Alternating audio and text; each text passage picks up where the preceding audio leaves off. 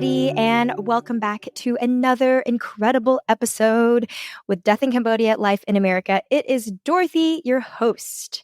And today we have, I think, a very, very special guest and very relevant guest who can speak to a little bit about what's been happening. We know that there has been a lot of tensions between Thailand and Cambodia, and James Taing here is with us today. He is the founder of the Preah Vihear Foundation, which is a nonprofit that advocates for preserving the history of refugee rescue in Cambodia. He is also the co-director of the award-winning film documentary Ghost Mountain, which was released a few years back in 2019, which tracks his father's experience kind of revisiting the Preah Vihear Mountain.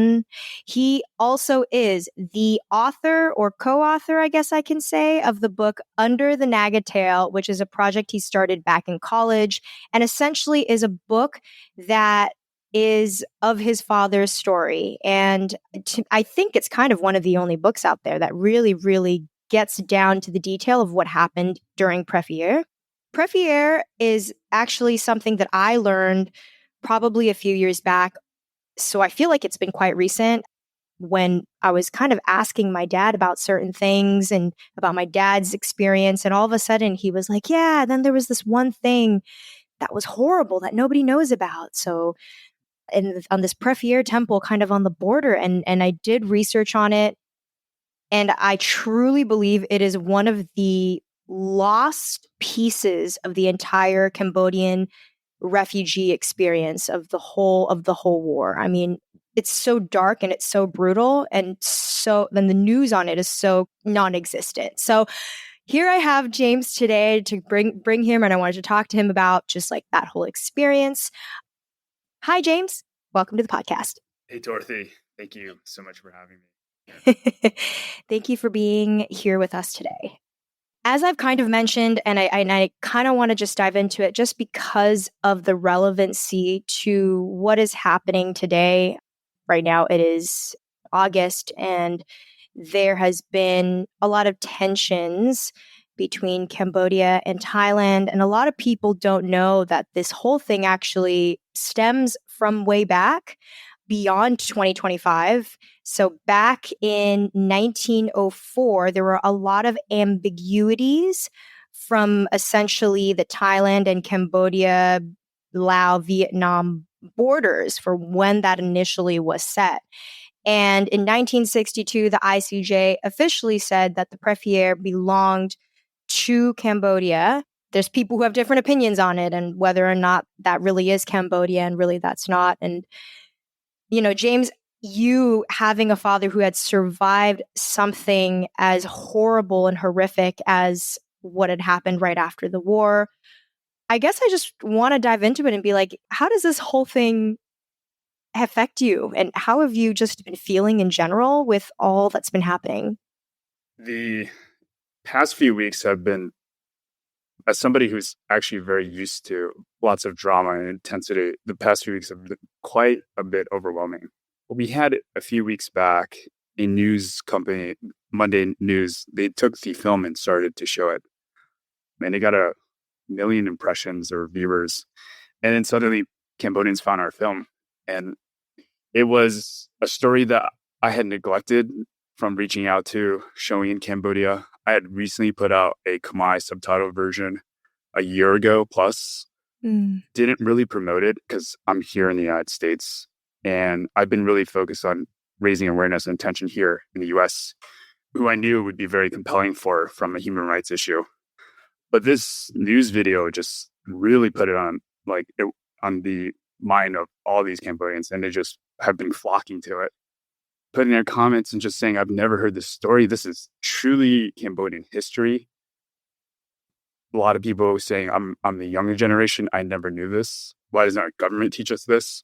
And there's dovetails into today's conflict, where a lot of this is precipitated because of the conflict that's happened and this fear of this war that was about to wage on between these two countries. And this, as you had mentioned early on, this decades, almost century-long dispute of boundaries between the two countries.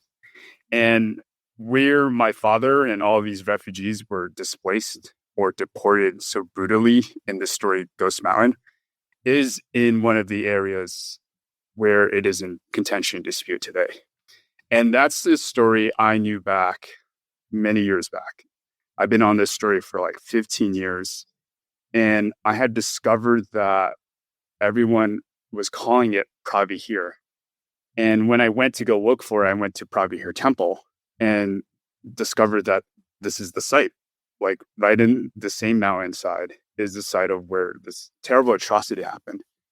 And I knew that this was just going to be of such utmost importance for, Cambodian history, I think global history, UN history. There's some huge atrocity happened 40 years ago, and nobody's talking about it right here next to one of the most important relics in Cambodian history.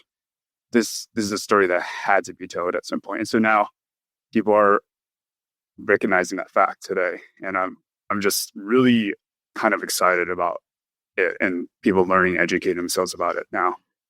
Yeah, yeah. And just to kind of preface, because I can't assume that everybody on this podcast or listening to this knows about what happened. So if this is the first time you're hearing about this, guys, just to give us a general sense, James, what exactly happened at Preah Vihear after the Khmer Rouge took over?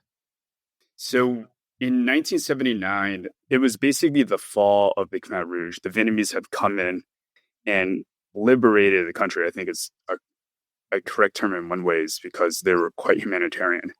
And they took over the whole country and disposed of the Khmer Rouge. And they got up to the border of the Thai-Cambodian border.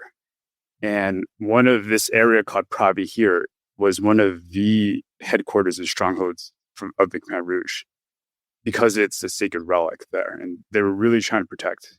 They were very strong in the Khmer identity and Korean identity. So this was important to them.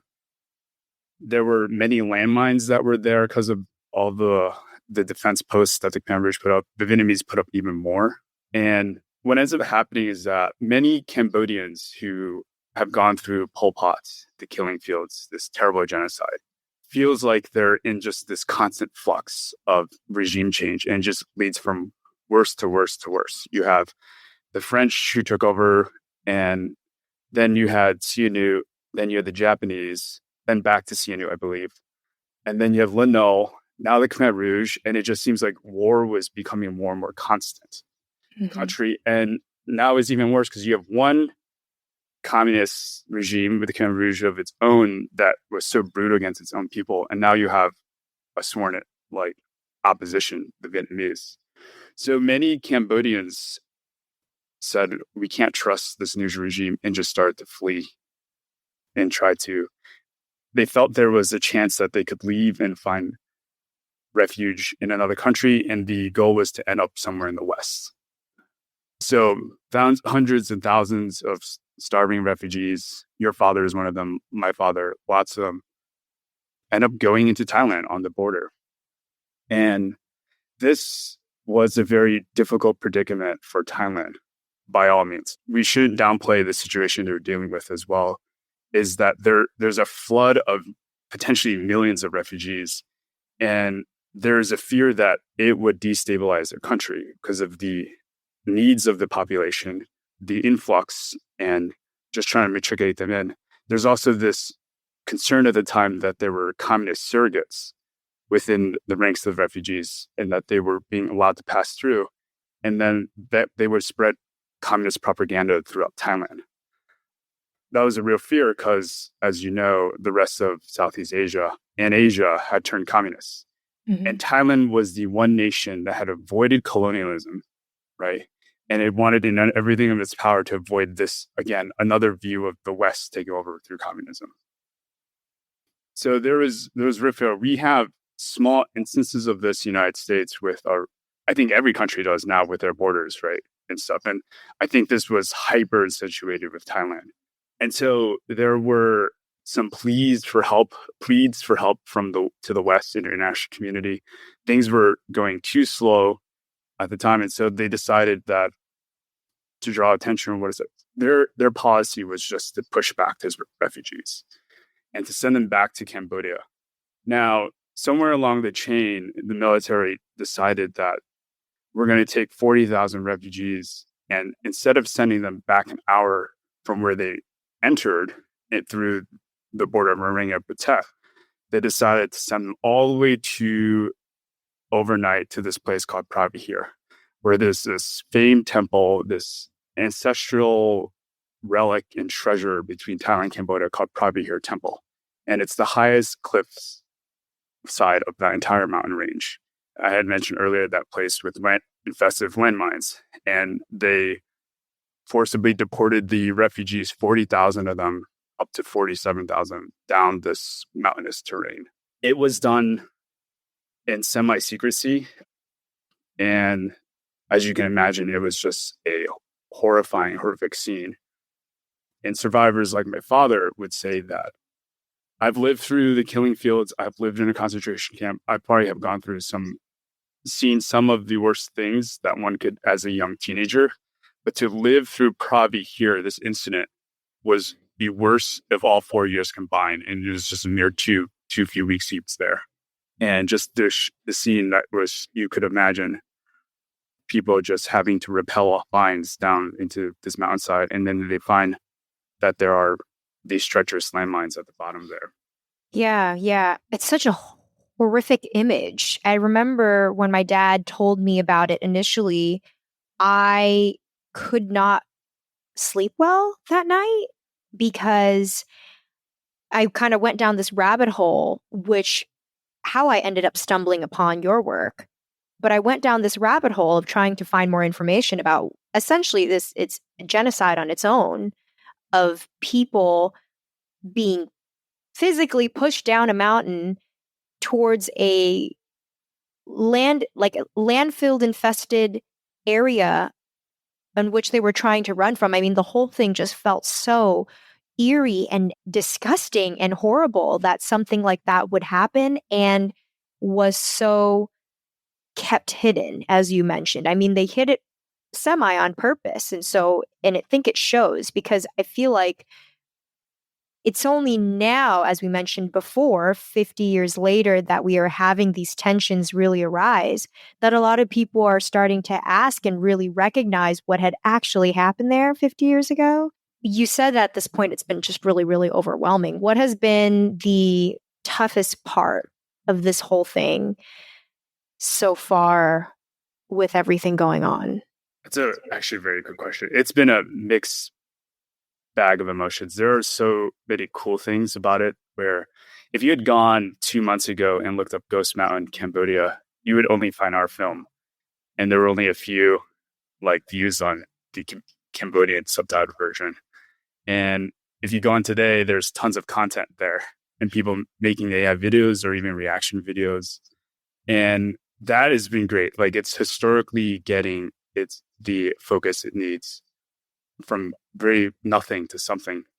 And here's, after all these years, 15 years, it's like, when I had first learned of this story, I was like, this is not a story I could ever let go. I was going to try really hard to make sure not just Cambodians would know this story or Thais, the whole world would know this story.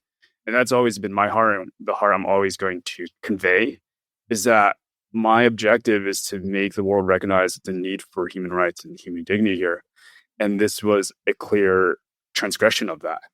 And so to see that it's coming to light now after all these years, there was such a large level of mixed emotions, me thinking about the past and how I got here and how long it kind of took and how actually didn't feel that long because I actually kind of lived this story itself and how much I felt for, the survivors who have gone through this. They've been going on the comment board and each one of them has been saying, thank you for making this film. I lived through this. I have seen all of this. And for me, with my father, there was this recognition of being seen and having this trauma actually being shown to people was probably something that was very edifying and therapeutic for them or cathartic in some ways.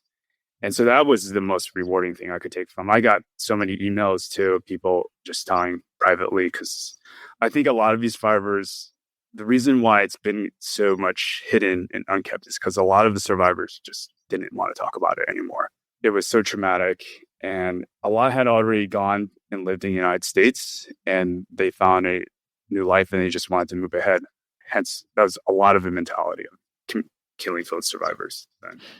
Yeah. And that's generally what you will see. It's quite common for everybody. A lot of parents, I feel like it's quite rare to have a parent who would want to open up that door, especially something as horrific as Preah Vihear. I mean, granted, the Khmer Rouge in itself was just horrific, but something about the fact that they were trying to escape. So this is like the end of the regime already. And then it's just the cherry on top to just have that happen to everybody. So, or to the unlucky ones that were transported up there. So what has been the response between American viewers? And it seems like it was shown recently in Cambodia, right, James? Like that was that the first time that it was shown in Cambodia, or has it been shown before? No, I think that's the first time Cambodians have ever seen the film and heard about it and heard the story, period. Like, and because of that news and the Monday Night Talk that did it, or Monday Talk, like now it cracked open this entire story for the public. So I have not, most of my responses to your question have been here in America and what Americans' general heart feeling around the situation was. And it's actually quite similar with a little more. It's like, wow, I've never heard this story. Everyone should know this story. And then in Cambodia, it's more like, wow, this is history. We're all neglecting our own history. And we're not even teaching ourselves this. And we should be. And they're all saying things like, keep sharing this, get it out there. And of course, there's the anger around the current conflict today. And I've had to make statements on the channel. They've all been going to YouTube to watch it. And I've had to make statements that this is not, please don't say anything hateful towards Thai people. And the citizens of Thailand, I had to make it clear that there were many Thai people who helped refugees, and there were diplomats in that country who tried in this situation.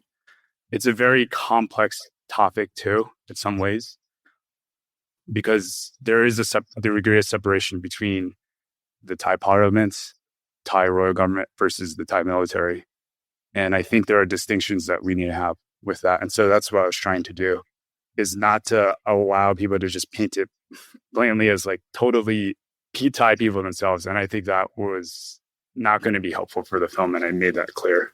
Yeah, I think that's an incredibly important take and stance, especially in this world of like social media and toxicity when it comes to certain news like this. And I feel like, I mean, in general, I feel like this world has just become more divided as time has gone on. And, you know, social media and the way people express themselves nowadays, it just kind of has led us to this kind of environment in this world. So I think it's very, very important, very, very needed that you take that stance that like, hey, there is a distinction, and the point of this whole thing is not to tear down any one country or culture, and even to say like, oh, you know, yeah, there's a huge distinction between all those three, but also there's just bad people in general, like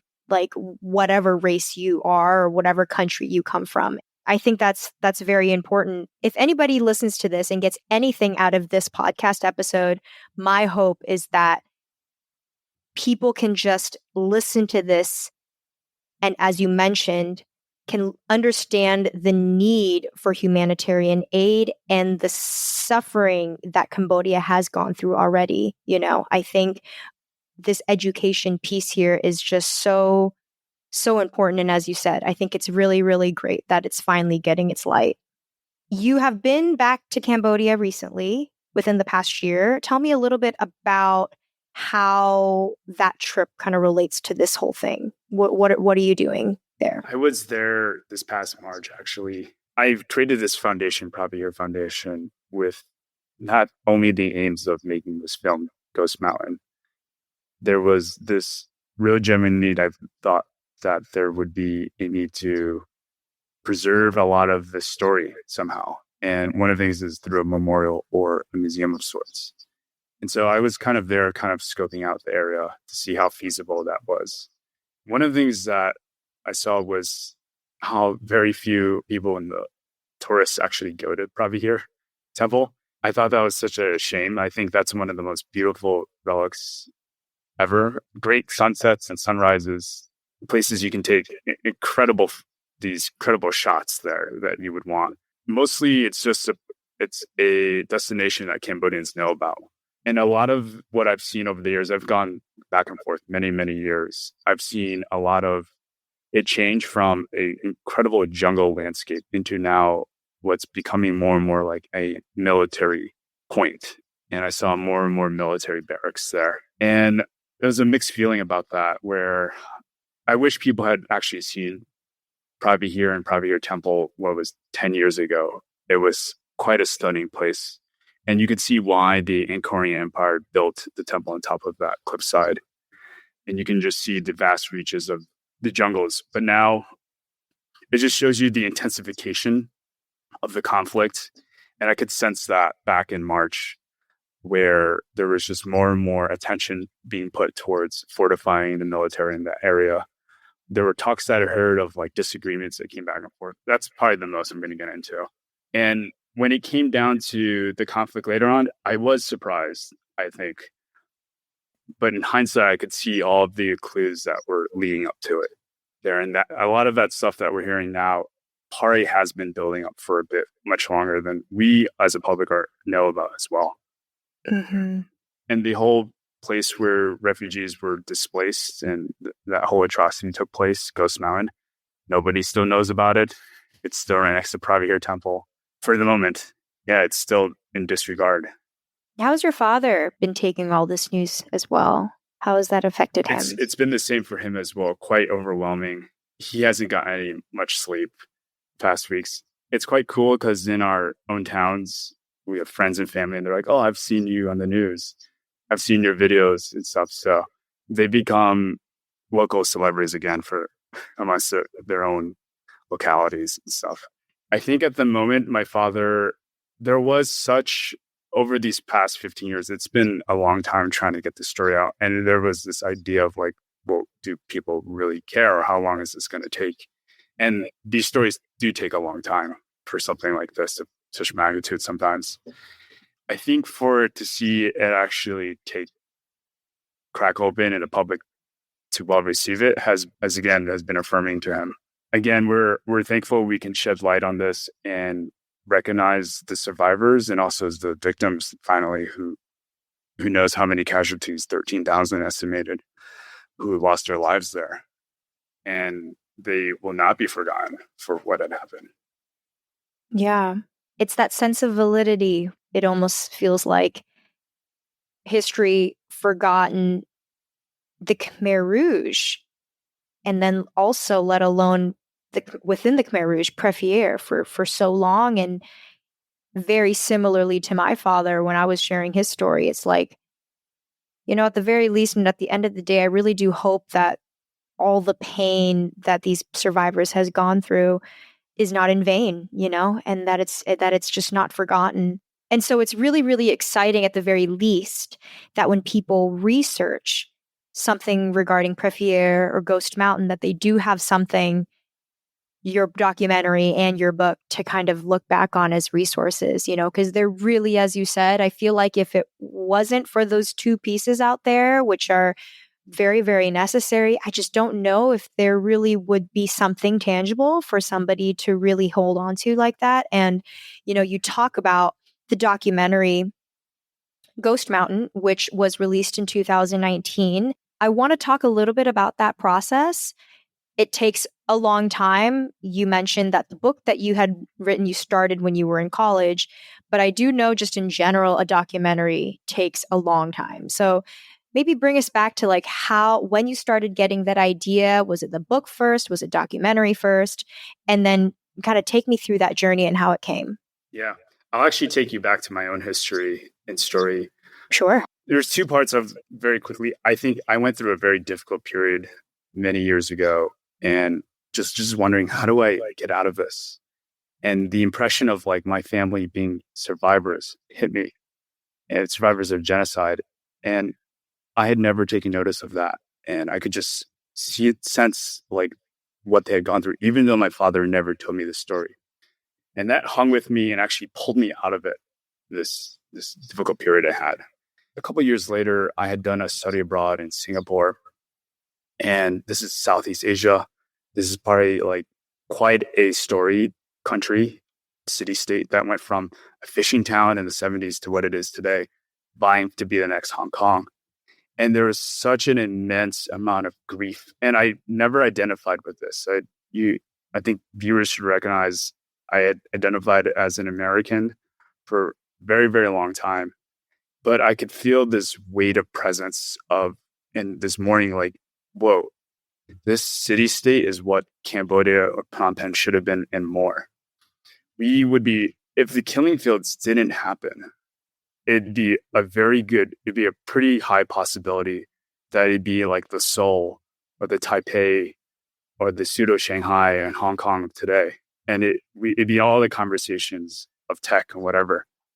And unfortunately, this genocide had just been so diabolically terrible and had just sent back the country back to the Stone Age. This is just what they lost in all of that tragedy.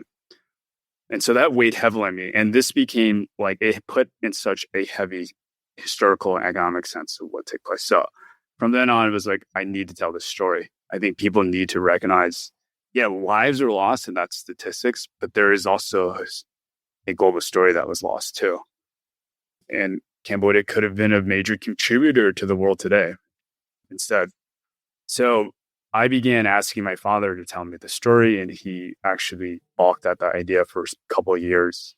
He caved in at one point. I would tell him how important it was, how Holocaust survivors left behind a record, and they wanted to make sure these things could never happen again.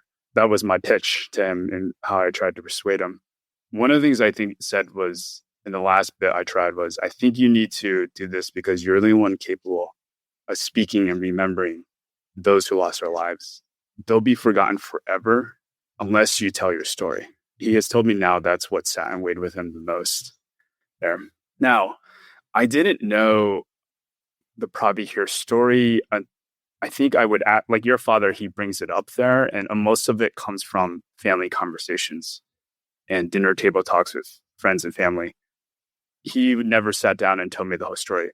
But then when I started to pick out, like, wait, refugees through a minefield, and then I would ask, where was that? And it's like, Preah Vihear.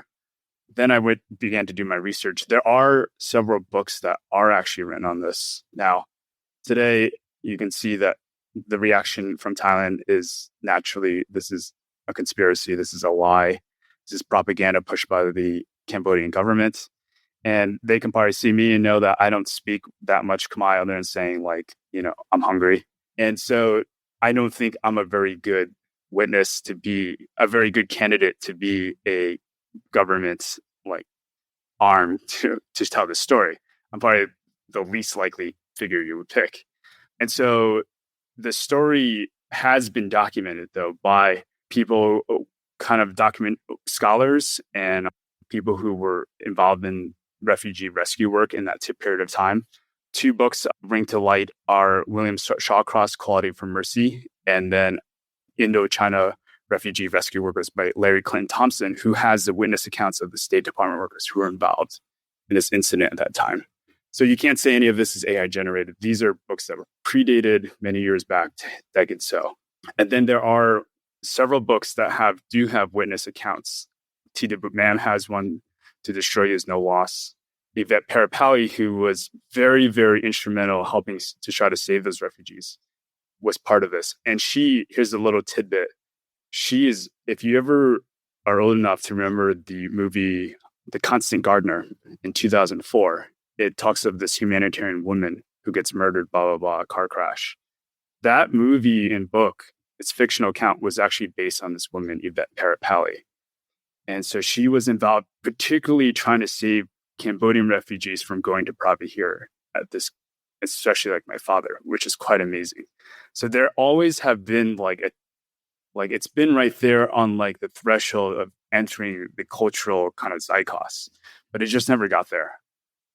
And so because of that, I was like, there's so much here. I know that I just got to keep pushing and telling the story and doing whatever. And even if actually people don't even care about it, whatever, I did the right thing. Who cares about the results? It was the right thing to do. And I would regret it for the rest of my life, regardless.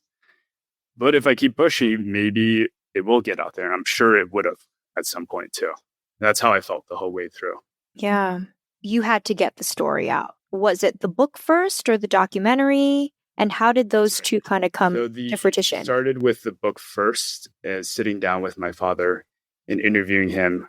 Basically 5 years into the book, a family friend introduced us to my co-producer and co-director, Virginia Lynch Dean, who had done several other movies. And she got very interested in the story.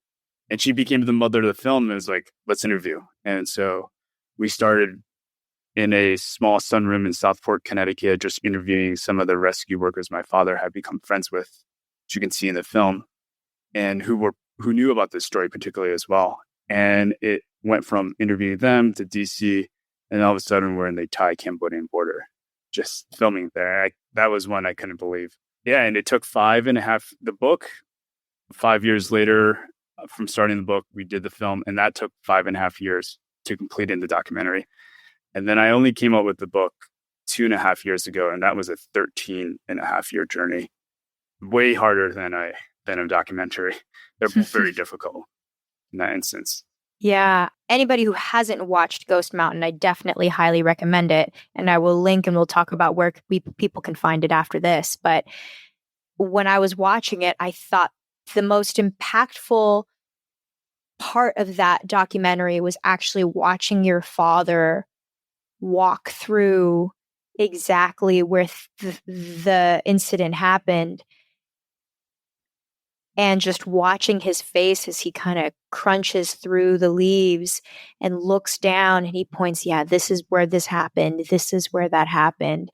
And I remember watching that and feeling like, wow, you must have been so proud in that moment. And I don't know if it was the first time that he had gone back, but I can imagine you feeling like... It was completely 3 days after just arriving in Cambodia. We brought him there. Wow. And he had never been there since 40 years prior. And so just the emotions that I can imagine that were like rushing through his head, and him just being brought back to those dark places in his head, and you probably feeling like, yes, this project absolutely needs to come out, not only for him, but for the people who would also have been here on this very land. When the documentary initially launched, what was the response? And would you say the response now is way more than before? Like, what is the difference? What's that comparison? It's getting out there more so now. When we first launched, we had released it at the Sedona Film Festival, and we came in third in audience rating in our category. And I was ecstatic. I was like, this is great. And people were coming up and saying like, wow, they were so deeply affected. They were going to think about it a long time. And I was like, great. There are all these rest of these film festivals we're going to go to, and we're going to keep showing this film and promoting it and getting it out there. And then COVID came. This is 2020. And so when people are like, what happened to the film? Why am I hearing about this now? I think it's probably because of COVID was one aspect of it that put it kind of wayside for its own reasons. And from then on, I was getting more introductions by person when COVID started to peel off, to show it at schools and universities. So I've shown it here in the United States, in New York at the Roosevelt House, at Yale University. We've been on C-SPAN and PBS. People can watch it there as well. And I think a year and a half ago, I've been introduced to several people who work on curriculum building in the state of Connecticut. This is my home state. And they have an initiative to require Asian American Pacific Islander history. Mm-hmm. And so they want to make this as part of the required curriculum so that every high schooler who goes through and graduates from in this high school in the state of Connecticut would have to watch Ghost Mountain. And that's been really cool because it's my home state and we're getting that type of reception there. And for here most recently in Cambodia, it's hitting that nerve today. And while I never had to deal with the controversies of the story, I'm having to do that today. And there's an elevation of the obligation and responsibility, whereas opposed to before, I was just telling a story and people would be deeply affected. Now I have to be very careful about the facts and the details and about crafting what is truly the story so that it doesn't get discredited. And I'm very much intent on doing that and responding to some of the responses that come from those who feel differently about the film. Like, is this truly what happened? There's no evidence. This is slander towards a specific country. Even for those who resonate to the story of misrepresenting the facts and saying things that are incorrect, like saying they're instead of 13,000, they would drive up the figure to 43 or 47,000, or throw in. And today, people are trying to create tons of content and videos, and they may not be as careful with the historical facts or what's out there, and they may add things so much easier with AI today.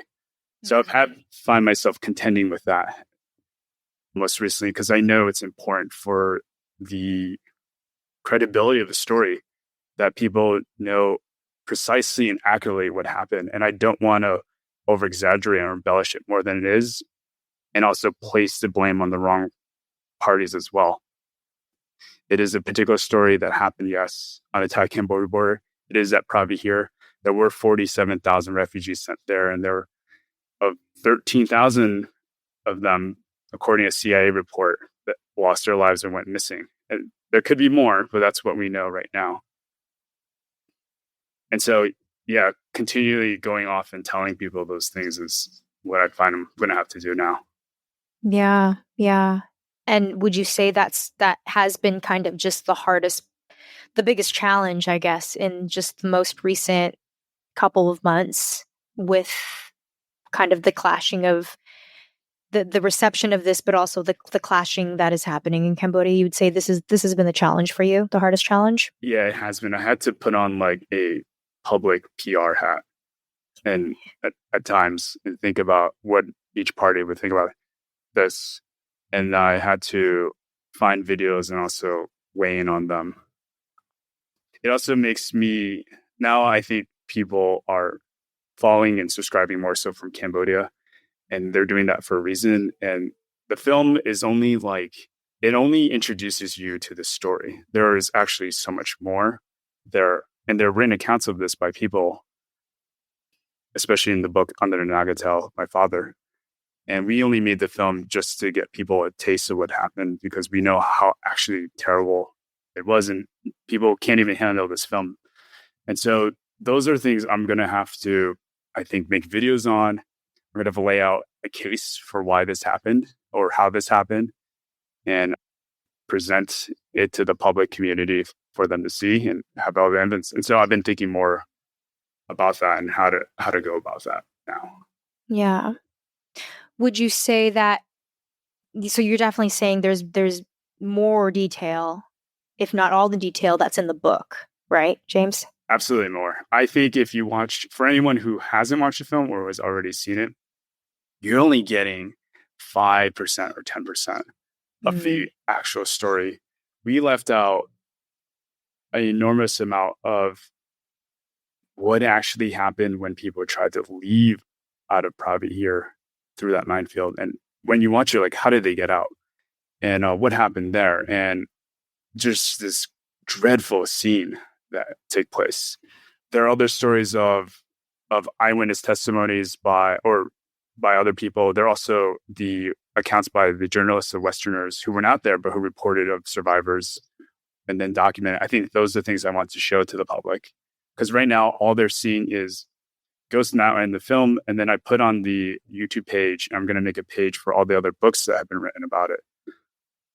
But that's it. And so there is more out there, and I think people, as they will go through this, as I've gone the past 15 years, is that, wait, I cannot believe this terrible thing actually happened, and it was laid like this for so long, and it was under just the shadow of this contention over this temple, and how did history drop this completely? And you'll go through that.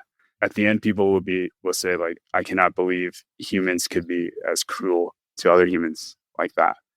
I mean, never again is what I hope people's reaction is to that. Mm-hmm. Mm-hmm. And your father's basically kind of staying out of all of this, right? I mean, he's like, I don't want to be PR trained. I'm just going to be here. Yeah, I think he's just going to tell his story when he's called and sit and watch it at this point in time. I think Yeah. this is what I took on for sure when Right. with the mindset of doing this foundation too. Right. Talk to me a little bit about the foundation as well. How has your mission now changed? Have you been fueled with more purpose now that all of this is kind of coming together? Talk to me a little bit about that. I think it still has all the same components as when I started it way back. And because I knew very quickly that this was going to be a story that if it strikes, it'll light fire with the rest of the public there. So long-term visions are still very much in like the same, what I like to do, archive, preserve, tell more of the history, and hopefully maybe the public has such a great response, we can do a memorial or etc. on that point. I think I've also, given how much time I've spent here with other and seeing the response of the public towards the story and them creating content, I think my change in mindset has been also to invite the rest of the Cambodian community into this too. So I'm gonna have to think more about that because they've been incredible in trying to tell the story. I've seen like 14 different videos. There've been like 2 reaction videos of them watching it. And so I would like more of that and collaboration across the board. I would like to collaborate with other people who have done their stories and told them too. Hopefully it goes from just being this single few people into a much larger and broader thing. Yeah. And the foundation, the Preah Vihear Foundation, what is its mission and how does that support your goals? I would like to raise awareness for this particular story, the deportation of Cambodian refugees to Ghost Mountain, or Preah Vihear Mountain, and whatever means it takes for that in a way that we have the resources for those things. So that's going to be it. And it's to highlight that area of Preah Vihear and to bring more attention for other people who go to Cambodia, who know about Jung Ek or the genus Toslang in Phnom Penh or Angkor Wat, to also think about Preah Vihear and Preah Vihear Temple and to make that trip out there. And to know that in one of the highest and most prized and treasured relics in Cambodian history on this mountain, right in the shadows, is also the story that was invisible for 40 years. So that's what I would like to do with the foundation, have it do for the country of Cambodia.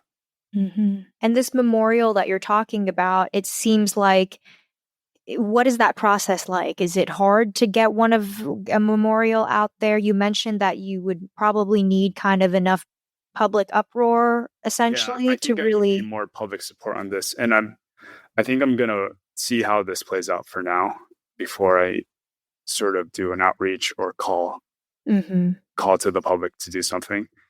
I think the public right now just needs to hear the story first and get educated on it before I go to that place and want to do. But there were comments in the YouTube video of wanting a memorial or etc. some sort. So I'm working on those. I'm going to wait and be patient and know that would probably come in time. Yeah. I remember feeling very similar feelings after watching your documentary as well. Because if you guys were to Google, now that you guys know, listeners, that this has actually happened, if this is the first time that you're hearing it, I remember Googling Preah Vihear Temple and reading the, Google reviews. You can essentially rate a temple. You can go on Google and people 5-star, 4-star of their tourist experience at the temple. And I kept on scrolling to see if there was anything regarding anybody knowing what had actually happened there. And so I think that's really, really wonderful that you have really taken on this torch and you are essentially the spokesperson that we need to kind of represent and champion the history. You, I know it started 15 years ago, but you're the right person to do it. And I'm so glad. I mean, I'm sad that it has taken kind of this, you know, this kind of conflicting time period in history for, the documentary and the book to really have its light, but it is in a sense helping educate more people. It's getting the word about these resources out there. And I have always been a huge champion of getting more people to learn about this. James, I remember reaching out to you, years ago when I've Googled this and I'd learned about it. And I still believe that it is something that absolutely needs to be out there. And I'm glad that it is out there for a time when people are looking for more information. So I'm just glad that this is happening for you and for your father. You mentioned that kind of when you're looking towards the future, you're thinking of, more collaboration with other Khmer content creators, etc. What else would you say is in the future for you and this foundation and this documentary? I think that I'm going to stick with those things. Those are, You're like, that's enough for now, yeah, actually. still, have a full-time job here in the States. Yeah, yeah. It's a lot, but I think regardless, and it's good to point out too that there's most of the content creators out there, like yourself and myself, like we all also have full-time jobs, but I think it just goes to show how passionate we are about these things that we talk about, these things that we create and do. I will say I have a Khmer version of the book that maybe in the next year will come out in Cambodia. It's been translated a year ago, and I've been holding on it for a bit. So someone's helping me to think about how to print that out and get that out there. So people have been asking. I think a lot of people are already reading the ebook in English, but there'll probably be a Khmer version in the future. Oh, wonderful. Yeah, yeah. I think the fact that the documentary was shown out to Cambodia, to the Cambodian audience for the first time this year, and you getting the response that so many of them really don't know what happened in their backyard is just kind of fueling the need for more resources to be in Cambodian, to be in that language so that they can learn. If anybody wanted to watch Ghost Mountain and the book, where can they find it, James? You can go, and the most search thing to find this is just go on YouTube and go Ghost Mountain Cambodia, and you should find it right at the top there. Let's say Ghost Mountain, the second killing fields of Cambodia, official. And 40 minutes, that's all it is, and very easy watch. And you'll find links in there to us, the Preah Vihear Foundation, in that YouTube link with links to my book and also other books of other survivors who wrote their stuff, because there are a handful of accounts that predated my father's that are also out there I want to acknowledge too. Mm-hmm. Mm-hmm. Yeah, what I'll do is get those links from you and I will link it in the show notes so everybody can kind of take a look at kind of the full list of resources if you wanted to learn more about this incident. James, thank you so much for coming on here and sharing just where you are. I know it's not easy, as you said, at this point in time. I could only imagine how overwhelming it is, and kind of in this stage where you're realizing, yes, I'm going to have to step forward and kind of be that person for anybody who wants to learn about the Preah Vihear incidents and the genocide that had happened there. But you are putting yourself forward and you are stepping out there and you're not afraid, it seems like, to do so. So I'm just proud that we have somebody, as I said, to really be in that role. Where can they find you and your work, James? I know you mentioned that's where they can find Ghost Mountain, but you also have a website maybe if people wanted to kind of look you up? Yes, so pvfund.org. You can find our email, our social handles if you want to reach out to any of us, to me out there. very easy. Awesome. Yeah. And anyone who's listening, as you had heard from James himself, we are looking for just more collaboration potentially. So if you guys are watching the documentary, maybe you can film, you can make some content about it so we can get the word out there. But as I said, all of this is just super, super, super important as we introduce this really forgotten part of history of the Cambodian experience and the Cambodian diaspora. So thank you, James, so much for coming on here. Really appreciate it. Pleasure's on mine. Thank you so much to you and your audience as well. Grateful.